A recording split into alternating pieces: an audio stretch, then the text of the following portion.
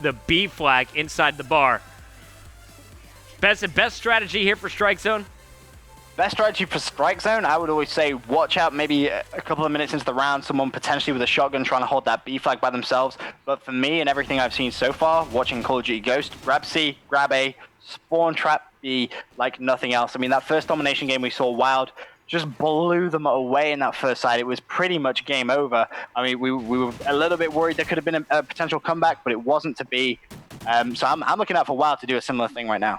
Big kills being scored up top as you saw both Demon and Mech fall when they were fighting for B control. And now that's going to go in favor of Wild. Ant is going to get the secure. B is down. A is going to be competed for a little bit. Demon knows that they're going to be rotating back.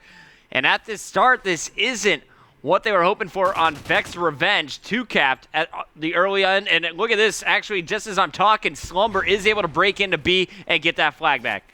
However, the problem they have is Inceps. Can he try, and in fact, sorry, not Inceps, I lie. It's actually Lord Ant. Can he try and cap C? Now, if he can cap C and get a couple of kills with this, that could be a spawn trap potentially at that B flag. And that is not going to be good news at all for Vexx Revenge and their fans watching at home. But it was prevented for now. And I believe it's actually Vexx Revenge with both B and C in their control. Ill Skills trying to make it a 3-cap as all the pressure is on C. He's just going to walk on over to A, grab that. Nose pressure's coming. There's the first grenade, unable to get it. And in fact, he doesn't even contest it. Wow, I think that was just a little bit of a mistake. I think he tried to neutralize and hop off. Maybe just misjudged where the bar was on his screen. A very rare thing to see. He stayed on that flag a lot longer than anyone that was just trying to cause a bit of a distraction. So just a little bit of a misplay maybe there. But right now, 29-19, already a 10-point lead with 2 minutes gone. Inceps is going back to take C. Meanwhile, the action was in B with Brock for Wild. Wild finding themselves down 13 points here with 3 minutes still to go in the first half. And I'm looking right now at Illskill. Been one of those players who has just gone ham in respawn games all night long. And this is one of those moments now where if he steps up, he could potentially give his team a very simple first side of domination. You've got Demon going 11-5, Slumber going 8-4. If Illskill picks it up as well, that is going to be a formidable force. Yeah, Illskill was the player who I believe went 25-10 or 25-15 the first time we saw him on this map. So looking to see if he can get heated up, taken out there after just taking out Brock. So Demon knows there's pressure at A, perfect stun grenade, gets the frag as well, and now he's going to follow it up with a fantastic knife in the courtyard. More pressure from Pro Shop. That is 3 straight kills. His team should be able to take control of B, take control of A, and he's now just trying to lock down court. I love that play from Demon there as well. Stunned someone in Pro Shop and immediately just ran away. Why go for that challenge? It wasn't needed.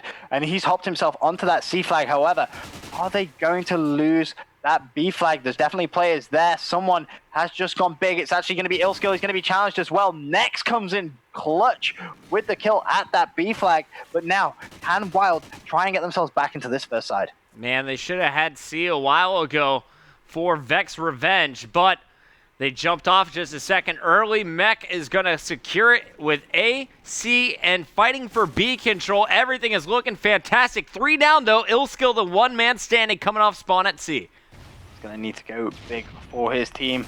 I'm just looking around. You can see right now 2 flags in control of Wild. They have both A and B, and they're just starting to really heat up in the slaying department. They are down, though, with 1 minute 10 still to play.